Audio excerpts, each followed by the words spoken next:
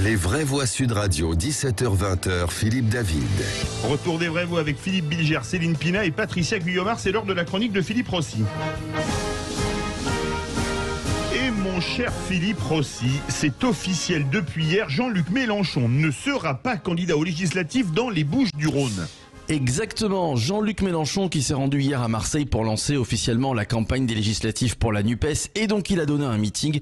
Il a très vite confirmé qu'il ne briguerait pas un nouveau mandat de député. Alors monsieur Mélenchon, pourquoi vous n'êtes pas candidat à la législative? Que c'est Bompard qui va être candidat? Dans les Insoumis, c'est une des figures parmi les plus éminentes de la nouvelle génération. Il faut les lire. Et voilà, il faut les lire. Ce sera donc Manuel Bompard, successeur de Jean-Luc Mélenchon, qui a poursuivi son discours juste après, un discours de plus d'1h30. Et il a donné le ton de ce discours dès les premières minutes en affirmant ceci: cette campagne des élections législatives, nous la commençons en étant les favoris. Attention, attention à ne pas crier victoire trop vite. Jean-Luc Mélenchon qui a répété son leitmotiv, on va gagner et je serai Premier ministre. Jean-Luc Mélenchon en est-il vraiment persuadé?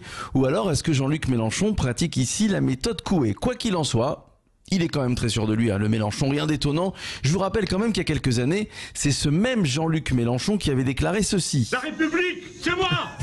Eh oui, souvenez-vous. Alors le patron de la France Insoumise a tenu également à se justifier sur le fait qu'il puisse devenir Premier ministre sans être député. Il a donné quelques exemples. Tiens, le dernier en date, il a raison, Jean Castex, qui n'est pas député.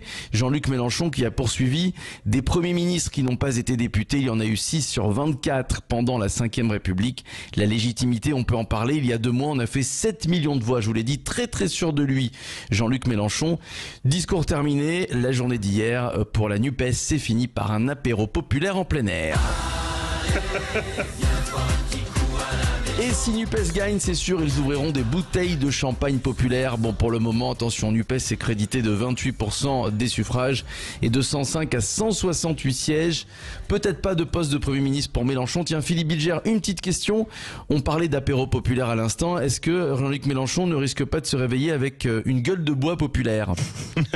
Il aurait une gueule de bois populaire s'il avait le moindre aveuglement sur ce que le discours politique le contraint à dire.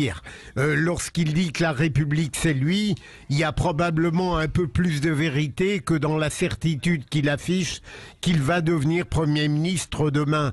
Mais c'est la règle du jeu. J'ai cru comprendre que Jean-Luc Mélenchon ne se présentait pas parce que, tenez-vous bien, il a des espérances très sérieuses pour 2027 et qu'il a dans le collimateur la prochaine élection présidentielle. On est encore dans la fin du premier, à peine dans le début du deuxième, que déjà il est plongé dans la stratégie du troisième. Ouais, 5 ans plus tard, donc 2027. Tiens, on poursuit avec ce SMS très agacé de Richard Ferrand. Le président de l'Assemblée nationale a envoyé un message à tous les candidats de la majorité présidentielle qui se sont bien fait remonter les bretelles. Richard Ferrand reproche en fait aux candidats de ne pas faire figurer le visage d'Emmanuel Macron et son nom sur leur affiche de campagne. Bah oui, selon Richard Ferrand, c'est une faute qui pourrait nuire aux candidats, en gros, qui pourraient coûter des sièges à l'Assemblée. Voilà ce qu'a dit Richard Ferrand. Il est essentiel que nos candidatures soient identifiées comme celles qui se situent en soutien au président de la République. C'est une question d'efficacité électorale évidente. Voilà ce qu'écrit Richard Ferrand. Traduction: c'est qui le patron? C'est moi le patron! Ah oui, traduction, le patron c'est Emmanuel Macron. Voilà, Richard Ferrand, est-ce que c'est une évidence? Tiens, Céline Pina, ce qu'il raconte, certains députés sortants qui expliquent qu'après 5 ans, ils peuvent quand même se faire élire sur leur propre nom. Ils ont pas tort. Eh bien, en fait, ce qui est très drôle, c'est que avant, on se tordait de rire en expliquant que le FN était tellement désincarné, il n'avait tellement peu de relais réels dans les régions, il n'avait pas de visage au quotidien et à proximité, qu'il était obligé de mettre la gueule soit de Jean-Marie Le Pen, soit de Marine Le Pen partout. C'était vu comme un déficit d'inscription territoriale, comme une faiblesse, j'allais dire, idéologique, c'est-à-dire que le parti n'était qu'un fan club et n'avait tellement rien à dire au monde que sans la gueule du chef, personne n'allait voter pour lui. Et donc je suis mort de rire en me disant, eh ben on est exactement là, c'est-à-dire qu'aujourd'hui, ce qu'on reprochait aux extrêmes, c'est ce qui est mis en place par des gens qui ne sont pas des extrêmes, comme Emmanuel Macron, parce qu'ils n'ont rien à dire au pays, pas d'idéologie, pas de ligne, et qu'ils ont très peu de relais sur les territoires. Donc ils sont obligés d'afficher la gueule du patron pour bien faire comprendre que l'employé du mois, c'est celui qui est sur l'affiche. C'est ridicule. Ma chère Céline, le visage d'Emmanuel Macron est très parlant tout de même. Merci beaucoup Philippe Rossi pour cette chronique présidentielle. On vous retrouve à 18h50.